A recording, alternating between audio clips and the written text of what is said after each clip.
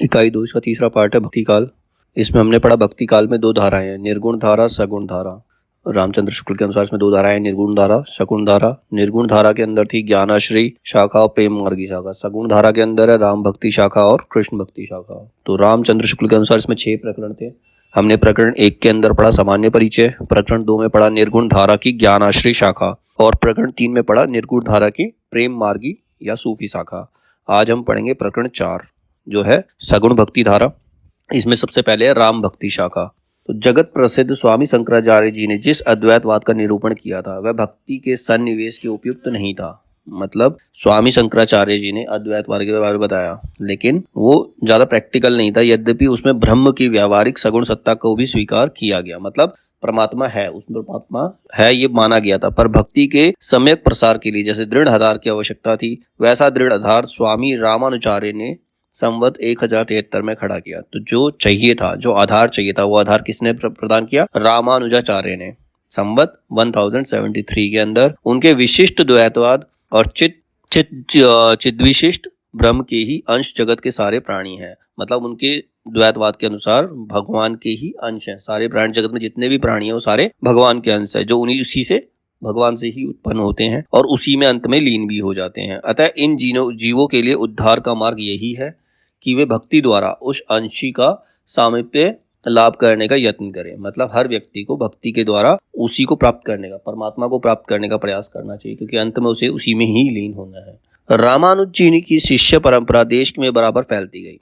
अब उनकी शिष्य परंपरा चलती गई और जनता भक्ति मार्ग की ओर अधिक आकर्षित होती रही, मतलब अट्रैक्ट होती रही। भक्ति मार्ग की तरफ ज्यादातर लोगों को उन्होंने अट्रैक्ट किया। रामानुजाचार्य और रामानंद की पद्धतियों में मुख्य भेद है। अब रामानुजाचार्य और रामानंद उनकी पद्धतियों में, उनके जो पद्धतियां थी, जो उनके पैटर्न थे, उसमें क्या क्या डिफरेंस है। रामानुजाचार्य के मतावलंबी होने पर भी अपनी उपासना पद्धति का इन्होंने विशेष रूप रखा। मतलब जो रामानंद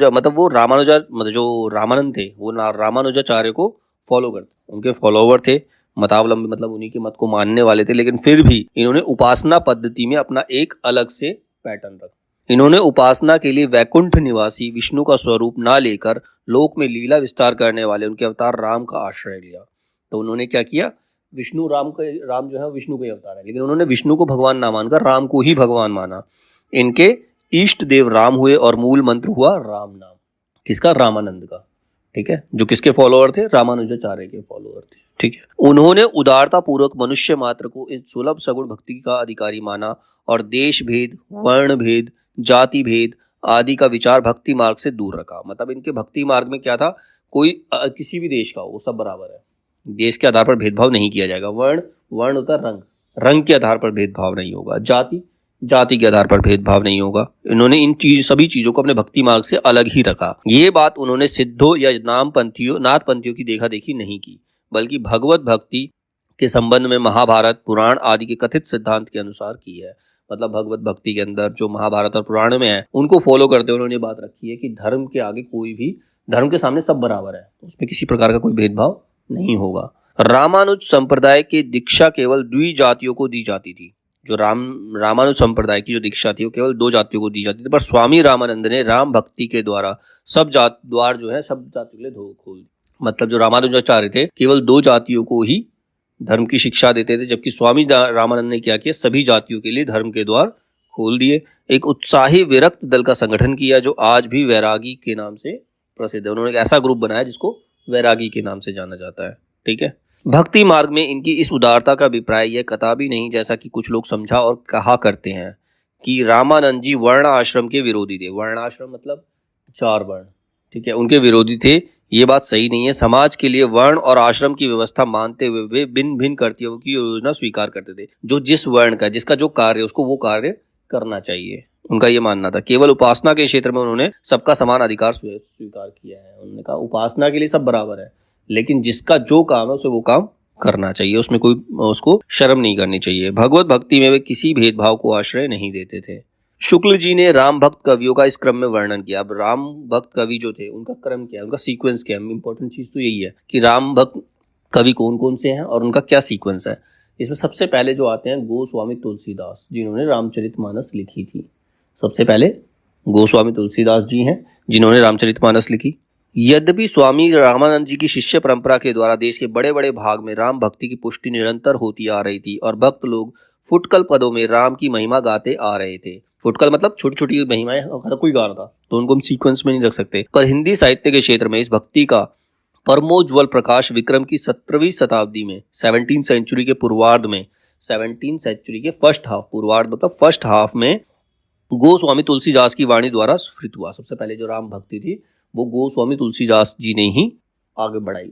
उसका क्रम जो स्टार्ट होता है वो गोस्वामी तुलसीदास से ही स्टार्ट होता है। योग मार्ग से भक्ति मार्ग का पार्थक्य गोस्वामी जी ने बहुत स्पष्ट शब्दों में बताया है। योग मार्ग से भक्ति, योग मार्ग क्या होता है? वहां पर कोई कार्य नहीं, कोई काम नहीं करता, मतलब बिल्कुल भगवान में लीन हो जाना, सब चीजें छोड़ देना, दैट इज योग मार्ग। भक्ति मार्ग क्या है? अपने काम को करते हुए किसी की भक्ति करना, ठीक है, काम को नहीं छोड़ना। तो उन्होंने इस और बहुत स्पष्ट शब्दों में बताया कि योग मार्ग क्या है और भक्ति मार्ग क्या है। योग मार्ग ईश्वर को अंतस्थ मानकर अनेक प्रकार की अंतर साधनाओं में प्रवृत्त करता है। और योग मार्ग ईश्वर क्या है? अपने ईश्वर जो हमारे भीतर ही है, हमारे अंदर ही है, ठीक है। और सगुण भक्ति मार्गी ईश्वर को भीतर और बाहर सर्वत्र मानकर उसकी कला का दर्शन खुले में व्यक्त जगत के बीच करता है। वह ईश्वर को केवल मनुष्य के शुद्र घट के भीतर ही नहीं मानता। और दूसरा जो था उसमें ये था कि मनुष्य केवल मनुष्य के भीतर ही नहीं, बाहर भी है, सब जगह ही ईश्वर जो है वो हर जगह पे है। घट के भीतर कहने से ग्रह का या रहस्य की धारणा फैलती। घट के अंदर मतलब अंदर है, इसका मतलब यह है सिर्फ शरीर के अंदर है, उस शरीर की पूजा करना स्टार्ट कर देगा वो, ठीक है, जो भक्ति के सीधे स्वाभाविक मार्ग में बाधा डालती है। घट के भीतर साक्षात्कार करने की बात कहने वाले प्राय अपने को गूढ़ रहस्य दर्शी प्रकट करने के लिए सीधी सादी बात को भी रूपक बांधकर और टेढ़ी पहेली बनाकर कहा करते हैं। मतलब ऐसे भी बहुत सारे लोग हैं जो कहते हैं तुम्हारे भीतर ही भगवान है, तो उसको तुम पहचान लोगे तो तुम्हें ज्ञान प्राप्त हो जाएगा, मोक्ष प्राप्त हो जाएगा। तो अपनी बात को कहने के लिए वो अलग अलग प्रकार के अलंकारों का प्रयोग करते हैं, पहेलियों का प्रयोग करते हैं, बात समझाने के लिए। पर इस प्रकार के दुराव छिपाव की प्रवृत्ति को गोस्वामी जी भक्ति विरोधी मानते हैं। लेकिन ऐसी प्रवृत्ति जो है वो भक्ति के विरोध में है। सरलता या सीधेपन को वे भक्ति का नित्य लक्षण कहते हैं। भक्ति वो है जो बिल्कुल सीधेपन से की जाए। इसके लिए हमें कोई एक टांग पे खड़े होकर तपस्या करने की जरूरत नहीं है, ठीक है, एक जगह बैठकर बिना खाए पिए 6-6 महीने रहने की जरूरत नहीं है, वो भक्ति नहीं है। भक्ति का मान भगवान को ध्यान में रखो और अपने काम में लगे रहो, वो भक्ति है। तो मन की सरलता, वचन की सरलता और कर्म की सरलता, ये जो तीनों है यही भक्ति है। मन सरल होना चाहिए, मतलब किसी से ऐसा व्यवहार नहीं करना चाहिए कोई आपको समझ ही ना पाए, ठीक है। वचन, जो भी बात बोलो सीधे सीधे समझ में आए, घुमा फिरा के नहीं बोलना चाहिए। कर्म, जो भी काम कर रहे हो सही काम करो, गलत काम की तरफ मत जाओ। तो ये तीनों का जो मेल होता है वो भक्ति है। ऐसा किसने कहा? तुलसीदास जी ने, गोस्वामी तुलसीदास जी। वे भक्ति के मार्ग में ऐसा नहीं मानते जिसे लिखे कोई बिरले, मतलब भक्ति कोई लखे कोई बिरले। भक्ति कोई ऐसी चीज नहीं है कि किसी एक को ही प्राप्त होती है। लखे का मतलब देखना, बिरले मतलब जो बड़ी मुश्किल से प्राप्त होता है, ठीक है। तो ऐसी भक्ति ऐसी चीज नहीं है लखे कोई बिरले कि किसी एक को ही बड़ी मुश्किल से प्राप्त होगी। भक्ति ऐसी चीज नहीं है। वे उसे ऐसा सीधा साधा स्वाभाविक मार्ग बताते हैं जो सबके सामने दिखाई पड़ता है। वह संसार के सबके लिए ऐसा ही सुलभ है जैसे अन्न और जल। भगवान सबके लिए, जैसे सबको खाना आसानी से मिल सकता है, पानी आसानी से मिल सकता है, तो वो भगवान को भी आसानी से प्राप्त कर सकता है। उसके लिए उसको कोई टेढ़े मेढ़े रास्ते अपनाने की जरूरत नहीं है। जिस हृदय से भक्ति की जाती है वह सबके पास है। हृदय सबके पास है। हृदय की जिस पद्धति से भक्ति की जाती है वह भी वही है जिससे माता पिता की भक्ति, पुत्र कलत्र का प्रेम किया जाता है। मतलब सबके पास एक हृदय है, सभी उसी तरीके से सोच सकते हैं, ठीक है। सीधी सादी भक्ति है जो कोई भी कर सकता है। अपने माता पिता की सेवा तो कोई भी कर सकता है, तो वही भक्ति है, ठीक है। सगुण धारा की भारतीय पद्धति के भक्तों में कबीर, दादू आदि के लोक धर्म विरोधी स्वरूप को यदि किसी ने पहचाना तो गोस्वामी जी ने। अब सबसे इनसे पहले कबीर और दादू दयाल वगैरह आए थे, वो कहते थे भगवान है ही नहीं, भगवान नहीं है, मतलब भगवान का कोई रूप नहीं है। तो वो उन्होंने उनकी बात को समझा। उन्होंने देखा कि उनके वचनों से जनता की चित्तवृत्ति में ऐसी घोर विकार की आशंका है जिससे समाज विश्रृंखल हो जाएगा, मतलब नेगेटिविटी आ जाएगी समाज के अंदर, वो डिप्रेशन में चले जाएंगे। विश्रृंखल मतलब डिप्रेशन में चले जाएंगे, वो उसकी मर्यादा नष्ट हो जाएगी। मतलब किसी चीज को मानने के लिए किसी चीज को तो सामने रखना पड़ेगा ना, कोई चीज होगी तभी लोग उसे मानेंगे। हम कहेंगे है ही नहीं तो कोई कैसे मानेगा? नहीं मानेगा, कोई नहीं मानेगा। गोस्वामी जी की भक्ति पद्धति की सबसे बड़ी विशेषता है उसकी सर्वांग पूर्णता, मतलब वो सबके साथ सबके लिए पूर्ण है। भक्ति जो है वो पूर्ण है, सब में पूर्ण है। जीवन के किसी पक्ष को सर्वथा छोड़कर वह नहीं चलती है। भक्ति में ऐसा कोई भी पक्ष नहीं है। तुम कोई भी काम कर रहे हो, किसी पशु को खाना खिला रहे हो, कोई कार्य कर रहे हो, किसी के हेल्प कर रहे हो, किसी को तुमने रोड पार करा दिया, किसी को पानी पिला दिया, किसी को खाने, सब भक्ति है। सारी चीजें ही भक्ति का ही पार्ट है। यह पक्षों के साथ उसका सामंजस्य है, मतलब सब पक्षों के साथ उसका सामंजस्य है। कोई भी पार्ट हो भक्ति का, ना उसका कर्म या धर्म से विरोध है, किसी के काम से विरोध नहीं, किसी के धर्म से विरोध नहीं, और ना ही किसी के ज्ञान से विरोध है। धर्म तो उसका नित्य लक्षण है, धर्म हर किसी का लक्षण है। कोई भी धर्म हो, कोई भी काम हो, कोई भी व्यक्ति हो, सबके लिए धर्म एक ही है। तुलसी की भक्ति को धर्म और ज्ञात दोनों की रसानुभूति कह सकते हैं। योग का भी उसमें समन्वय है, मतलब उनकी भक्ति के अंदर योग भी शामिल है। योग का मतलब होता है एक तरह से कंसंट्रेट करना, योग का मतलब होता है कंसंट्रेट करना, अपने आप को, अपने मन को एकाग्रचित करना, ठीक है, कंसंट्रेट करना, वो योग होता है। पर उतने ही का जितना ध्यान के लिए, चित्त को एकाग्र करने के लिए आवश्यक, मतलब योग उतना ही जरूरी जितना कि ध्यान को एकाग्रचित। ये नहीं कि तुम कमरा बंद करके पूरे दिन खाली बैठे रहो, वो योग नहीं है, ठीक है। प्राचीन भारतीय भक्ति मार्ग के भीतर भी उन्होंने बहुत सी बढ़ती हुई बुराइयों को रोकने का प्रयत्न किया। शैवों और वैष्णवन के बीच बढ़ते हुए विद्वेष को उन्होंने अपनी सामंजस्य व्यवस्था द्वारा बहुत कुछ रोका। अब कुछ लोग थे शिव के भक्त, कुछ वैष्णव के भक्त, विष्णु जी के भक्त, वो आपस में ही लड़ रहे हैं, तो उनके विद्वेष को रोकने के लिए, उनके बीच में जो डिफरेंसेस थे उसको खत्म करने का इन्होंने बहुत प्रयास किया, जिसके कारण उत्तरी भारत में वैसा भयंकर रूप ना धारण कर सका जैसे दक्षिण में किया। दक्षिण में क्या हुआ, लोग अपने धर्म के पीछे पागल ही हो गए, कुछ शिव भक्त हो गए, कुछ विष्णु भक्त हो गए, लेकिन उत्तर में ऐसा नहीं हुआ, नॉर्थ साइड में ऐसा कुछ नहीं हुआ। भक्ति की चरम सीमा पर पहुंचकर भी लोक पक्ष उन्होंने नहीं छोड़ा। वो भक्ति की सीमा पर पहुंच की, चरम सीमा मतलब वो पूरी तरह से भक्त हो गए, उन्होंने रामचरितमानस भी लिख दी, पूरी तरह से राम के भक्त थे, लेकिन फिर भी उन्होंने लोक पक्ष को नहीं छोड़ा, मतलब जो उनका खुद का काम था वो नहीं छोड़ा, उनकी जो परिवार के लिए जिम्मेदारी थी वो नहीं छोड़ा उन्होंने। लोक संग्रह, लोगों की भलाई करना नहीं छोड़ा। लोक संग्रह का भाव उनकी भक्ति का एक अंग था, मतलब लोक संग्रह का भाव, लोगों को इकट्ठा करने का भाव, लोगों को एक करने का जो भाव था, उनकी भक्ति का अंग था। कृष्णोपासक भक्तों में इस अंग की कमी थी। जो कृष्णोपासक भक्त थे वो सभी को एक नहीं कर पाए थे। उनके बीच उपास्य और उपासक के संबंध की गूढ़ व्यंजना हुई, मतलब बहुत गहरी उन्होंने सोच रखी। दूसरे प्रकार के लोक व्यापक नाना संबंधों के कल्याणकारी सौंदर्य की प्रतिष्ठा नहीं हुई। यही कारण है कि इस भक्ति रस भरी वाणी जैसे मंगल कारिणी मानी गई और वैसी ही और किसी की नहीं है। मतलब जो गोस्वामी तुलसीदास की भक्ति वाणी थी वो रस भरी थी और लोगों को समझ में आती थी, वैसी वाणी किसी और की नहीं थी। अब इन्होंने सबसे पहले क्या लिखा था तुलसीदास जी ने, रामचरितमानस। अपनी सगुण उपासना का निरूपण गोस्वामी जी ने कई ढंग से किया है।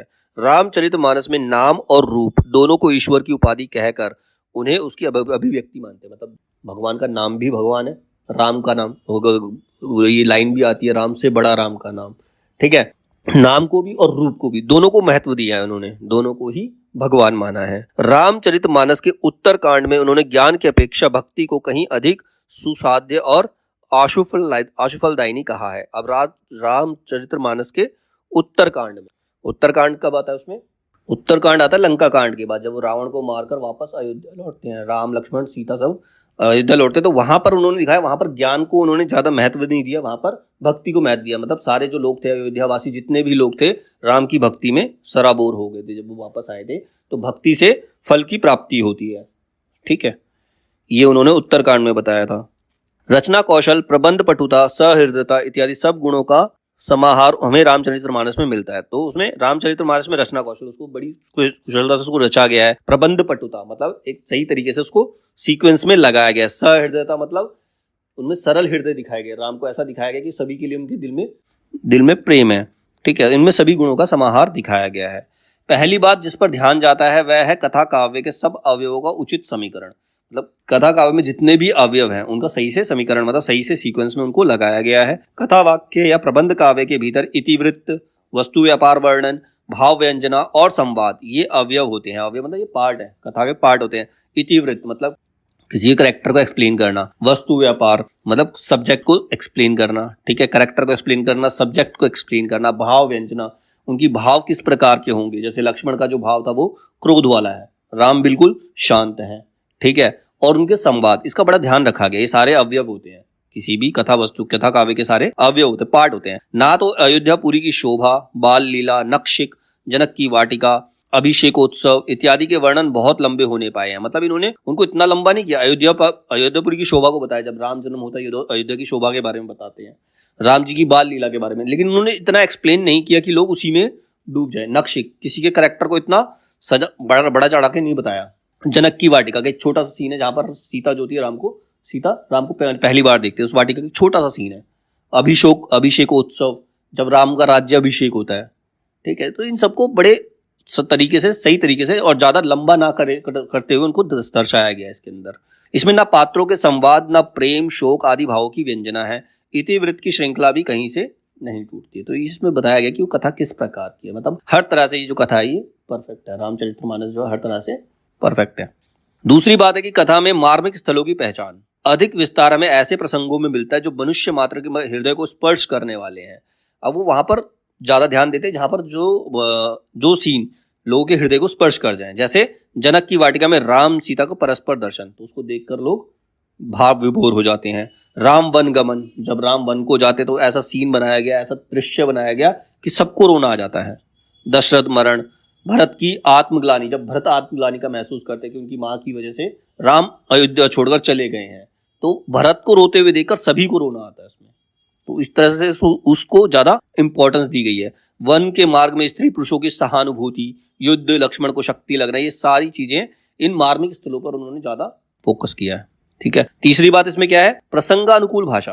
प्रसंग के अनुसार जो भाषा है, अगर कोई प्यार से बात कर रहा है तो उसमें उसी प्रकार की भाषा का इस्तेमाल किया गया है। जहां पर तेज आना चाहिए, जोश आना चाहिए, वहां जोश वाली भाषा है। राम के अनुकूल कोमल कठोर पदों की योजना को निर्दिष्ट रूढ़ी ही है। मतलब राम ने ज्यादातर कोमल भाषा का इस्तेमाल किया है, लेकिन कभी कभी वो भी गुस्सा होते हैं। कब गुस्सा होते हैं, जब समुद्र रास्ता नहीं देता। 3 दिन तक उसकी उपासना करने के बाद भी जब समुद्र रास्ता नहीं देता तो वहां पर वो कठोर वचनों का प्रयोग करते हैं। दूसरी बार जब लक्ष्मण को शक्ति लगती है तब वो कठोर वचनों का प्रयोग करते हैं। मतलब कहीं कहीं उन्होंने कठोर वचनों का प्रयोग किया, वैसे उनके जो संवाद है वो कोमल स्वर में ही है। उसके अतिरिक्त गोस्वामी जी ने इस बात पर भी ध्यान दिया है कि किस स्थल पर विद्वानों या शिक्षितों की संस्कृत मिश्रित भाषा रखनी चाहिए। मतलब कौन से डायलॉग संस्कृत मिश्रित भाषा में होने चाहिए। यहाँ पर सबसे पहला प्रसंग आता है जब हनुमान भेष बदलकर जाते हैं राम और लक्ष्मण से मिलने के लिए। जब वो सूर्य को ढूंढते हुए किष्किंधा की तरफ आते हैं, ठीक है, तब वो ढूंढते हुए चले जाते हैं वहां पर। तब वो संस्कृत मिश्रित भाषा का इस्तेमाल करते हैं वहां पर कि वो पंडित बन के जाते हैं। और उन्होंने इस बात का भी ध्यान रखा कि किस स्थल पर ठेठ बोली का इस्तेमाल करना चाहिए। घरेलू प्रसंग समझकर केकई और मंथरा के संवाद में उन्होंने ठेठ बोली और स्त्रियों में विशेष चलते प्रयोगों का व्यवहार किया है। अब जब केकई और मंथरा का संवाद आता है तो जैसे आपस में औरतें बातें करती है ना एक दूसरे को भड़काने के लिए, जलाने के लिए, वैसी भाषा का इन्होंने इस्तेमाल कर दिया वहां पर। अनुप्रास की और प्रवृत्ति तो सब रचनाओं में स्पष्ट लक्षित होती है। अनुप्रास अलंकार तो ज्यादातर इस्तेमाल किया ही है। अब अनुप्रास अलंकार क्या होता है, जहां पर एक ही वर्ण की आवृत्ति बार बार होती है वो अनुप्रास अलंकार होता है। ठीक है, तो उसका ज्यादातर इन्होंने प्रयोग किया है। चौथी बात है श्रृंगार की शिष्ट मर्यादा के भीतर बहुत ही व्यंजक वर्णन। जिस धूमधाम से मानस की प्रस्तावना चली है, जो मानस है रामचरितमानस जिस प्रकार से चली है, उसे देखते ही ग्रंथ के महत्व का आभास मिल जाता है। इसे पढ़ने वाले को, इसको देखने वाले को पता चल जाता है कि इसका महत्व क्या है। उससे साफ झलकता है, उस ग्रंथ से ही झलकता है। कोई रामायण एक बार देखे चाहे 10 बार देखे, बात वही है, वो उससे बोर नहीं हो सकता। इसमें साफ झलकता है कि तुलसीदास जी ने अपनी ही तक दृष्टि रखने वाले भक्त नहीं थे, संसार को भी दृष्टि फैलाकर देखने वाले भक्त थे। उन्होंने ये सोचा कि सभी को इससे भक्ति प्राप्त होनी चाहिए, सभी को उसको देख करके भक्ति का अनुभव होना चाहिए। इस प्रकार से उन्होंने रामचरितमानस लिखी। जिस भक्त जगत के बीच उन्होंने भगवान के राम रूप की कला का दर्शन कराना था, पहले चारों ओर दृष्टि दौड़ाकर उसके रूपात्मक स्वरूप को उन्होंने सामने रखा है। इसी प्रस्तावना के भीतर तुलसी ने अपनी उपासना के अनुकूल विशिष्ट द्वैत सिद्धांत का भी आभास यह कहकर दिया है कि सिया राम में सब जग जानी। मतलब पूरा जो जग है वो सिया और राम में हो गया है, मतलब सीता राम में खो चुका है। करो प्रणाम जोरी जुग पानी, मतलब हाथ जोड़कर सबको प्रणाम करना चाहिए। पूरा जो जगत है वो सिया राम में हो गया, सभी को हाथ जोड़कर, कर मतलब हाथ होता है, हाथ जोड़कर प्रणाम सबको करना चाहिए। जगत को केवल राम में ना कहकर उन्होंने सिया राम में कहा है। खाली राम में नहीं कहा उन्होंने, साथ में सीता का नाम भी लिया, सिया राम में कहा उन्होंने। सीता प्रकृति स्वरूपा है और राम ब्रह्म है। सीता पृथ्वी से उत्पन्न हुई थी तो वो प्रकृति का रूप है, सीता जो है वो प्रकृति का रूप है, और राम जो है वो ईश्वर का रूप है। तो इसीलिए उन्होंने पूरे जगत को सिया राम में कहा। प्रकृति अचित्त पक्ष है, प्रकृति और ब्रह्म चित्त पक्ष। प्रकृति मतलब नॉन लिविंग है, जो ब्रह्म है भगवान जो है वो लिविंग, यहाँ दिखाया शो किया गया है। ठीक है, अतः पारमार्थिक सत्ता चित्त दिशविष्ट है, यह स्पष्ट लगता है। चित्त और अचित वस्तु एक ही है, चित्त और अचित, लिविंग नॉन लिविंग सब एक ही है।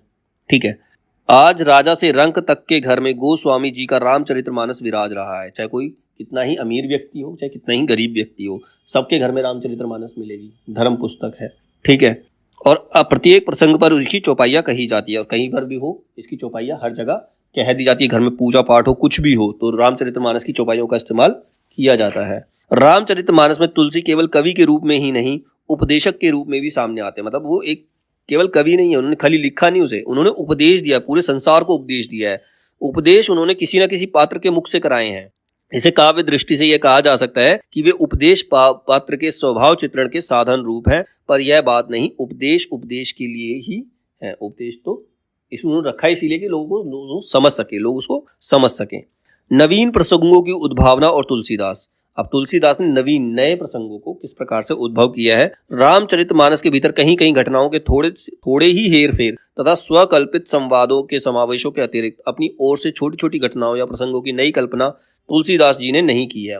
तुलसीदास जी ने रामचरितमानस को काल्पनिक नहीं बनाया, उन्होंने वही प्रसंग रखे जो सही थे, जो रामायण में माने गए हैं।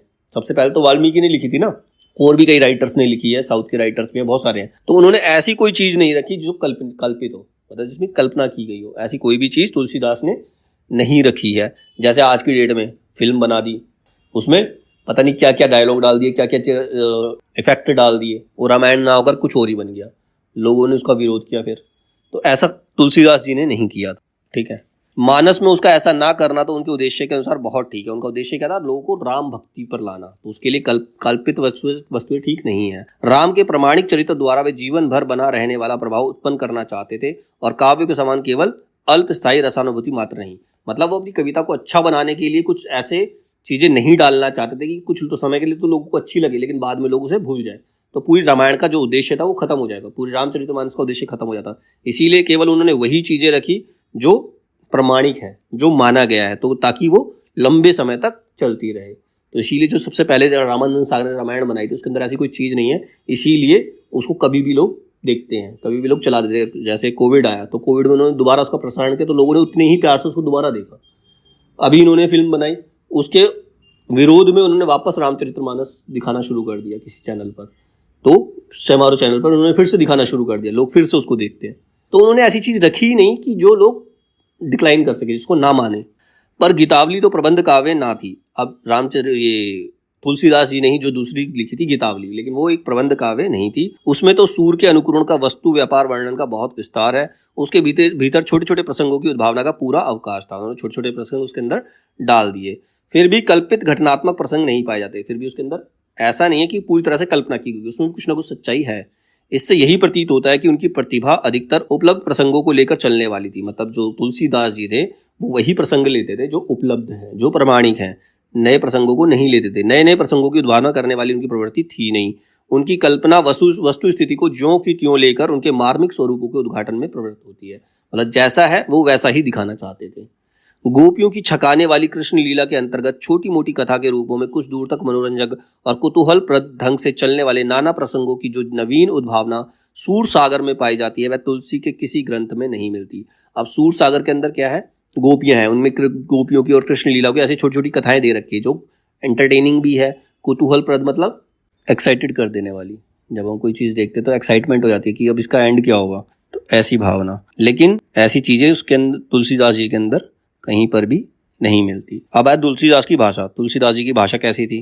गोस्वामी जी के प्रादुर्भाव को हिंदी काव्य क्षेत्र में एक चमत्कार समझना चाहिए। जब गोस्वामी जी आए, मतलब प्रादुर्भाव मतलब जब उनका आगमन हुआ, तो वो हिंदी काव्य क्षेत्र में एक चमत्कार ही था।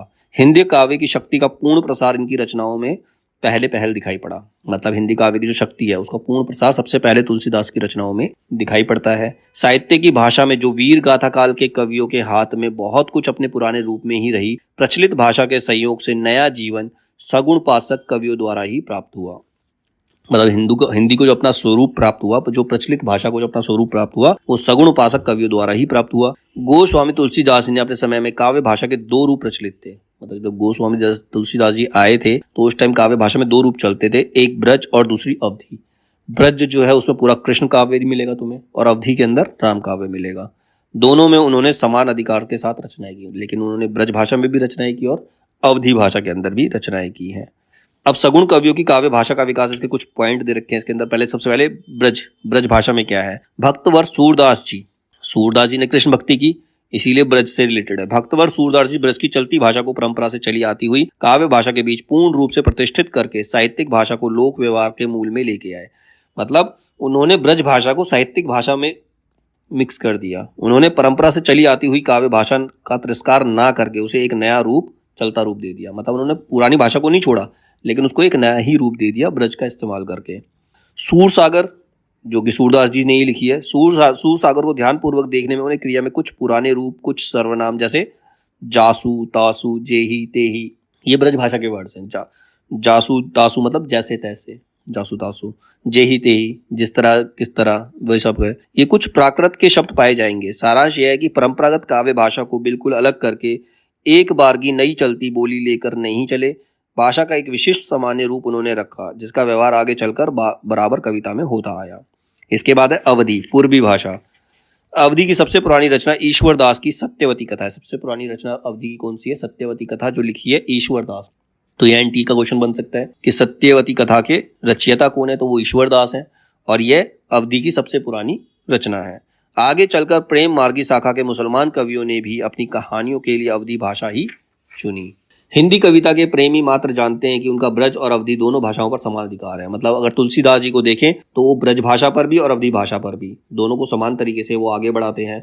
ब्रज भाषा का जो माधुर्य में सूर सागर में पाते हैं, ब्रज भाषा सूर सागर सूरदास ने लिखी थी, उसमें जो माधुर्य मिलता है वही माधुर्य और भी संस्कृत रूप में हमें गीतावली और कृष्ण गीतावली में पाते हैं। तो गीतावली और कृष्ण गीतावली लिखी है तुलसीदास ने, सूर सागर लिखी थी सूरदास ने, ठीक है। तो गीतावली और कृष्ण गीतावली में भी ब्रज भाषा का वही रूप दिखाई देता है।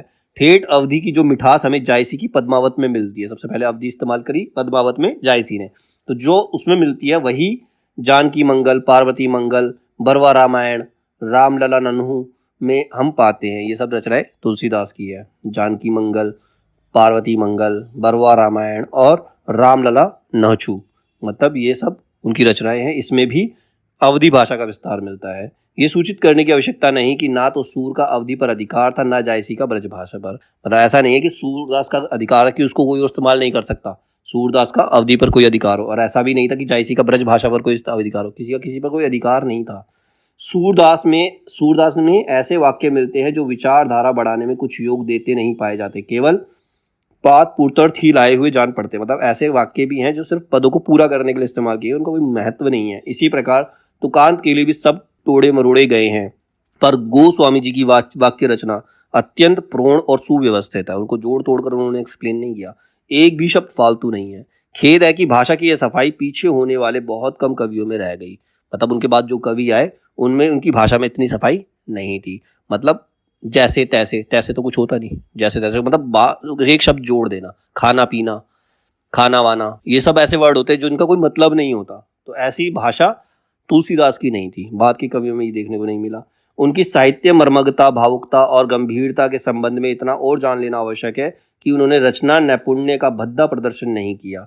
मतलब रचना में कुछ ऐसी चीज नहीं डाली जिसको देखकर लोगों को परेशानी हो। ना शब्द चमत्कार आदि के खेलवाड़ों में ही वो फंसे हैं। किसी ऐसे शब्द को उन्होंने इस्तेमाल नहीं किया जिससे कि लोगों को अट्रैक्शन हो। किसी को अट्रैक्ट करने के लिए उन्होंने शब्दों का इस्तेमाल नहीं किया। उन्होंने जो सच था वो लिखा, जो दर्शाना चाहते थे वो उन्होंने दर्शाया।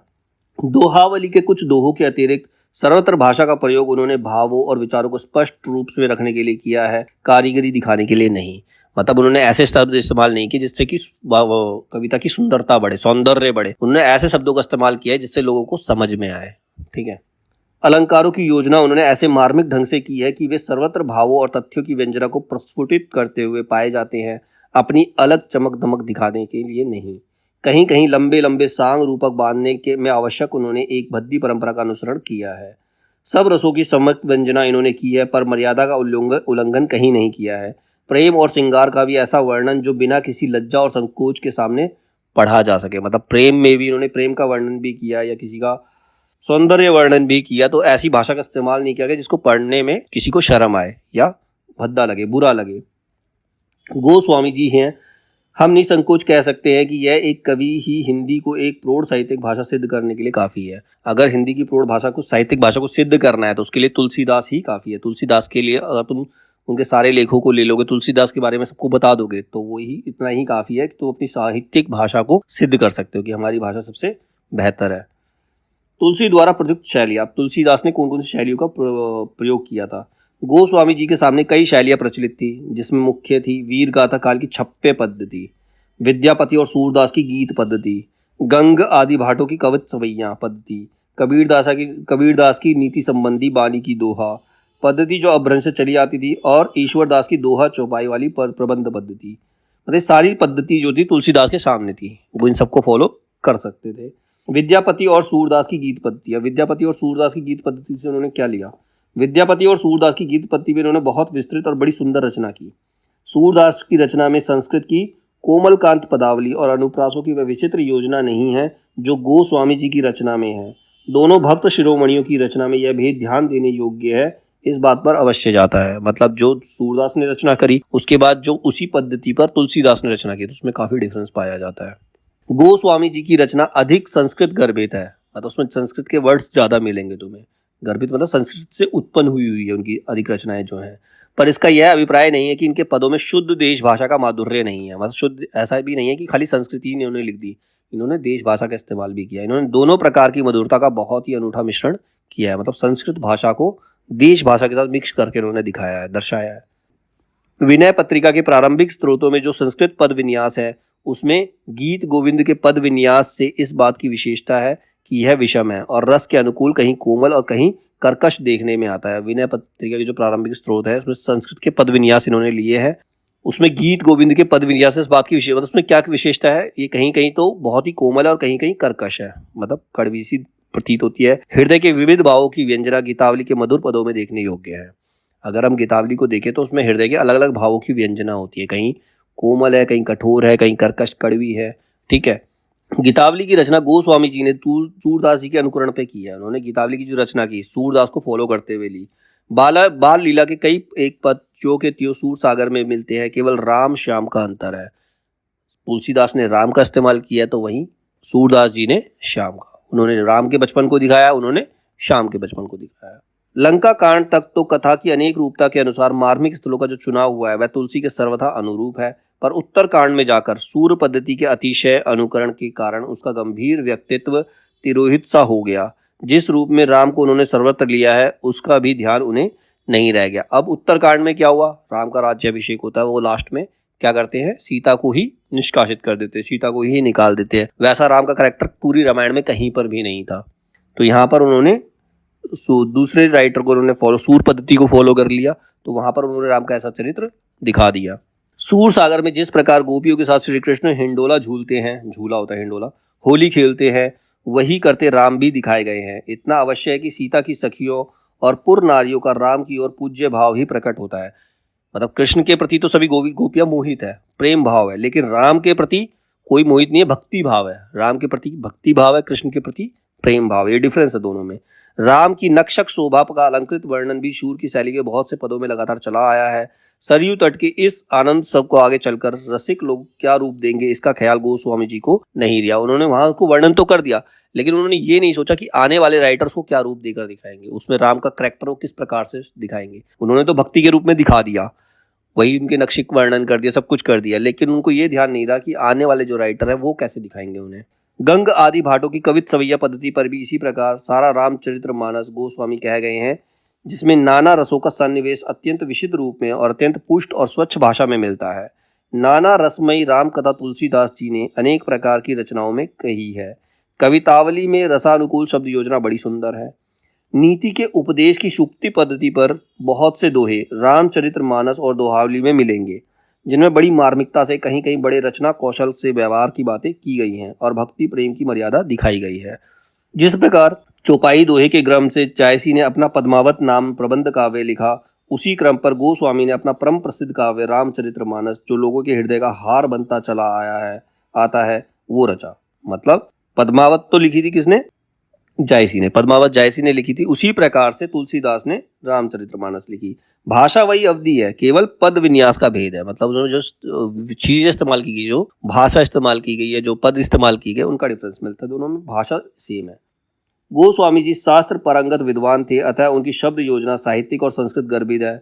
जायसी केवल ठेठ अवधि का माधुर्य है, जायसी ने संस्कृत पदों का इस्तेमाल नहीं किया, पर गोस्वामी जी की रचना में संस्कृत की कोमल पदावली का भी बहुत ही मनोहर मिश्रण है।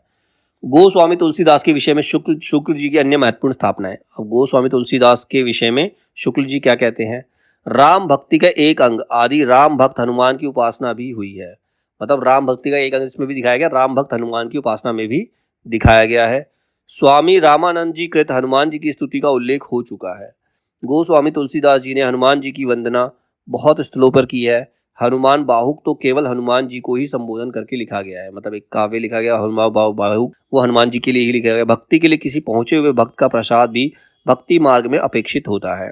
अगर भक्ति के लिए किसी पहुंचे हुए भक्त का प्रसाद भी मिल जाए तो वो भी भक्ति ही है। ठीक है। सगुण भक्ति का पक्ष जो भगवान के अवतार को लेकर चलता है उसका पूर्ण विकास तुलसी में पाया जाता है। शुक्ल जी ने उदाहरण के लिए लिखा है। विनय पत्रिका में गोस्वामी जी ने लोक में फैले अधर्म, अनाचार, अत्याचार आदि का भीषण चित्र खींचकर भगवान से अपना सत स्वरूप, धर्म संस्थापक स्वरूप व्यक्त करने की प्रार्थना की है। उन्हें दृढ़ विश्वास है कि धर्म स्वरूप भगवान की कला का कभी न कभी दर्शन होगा।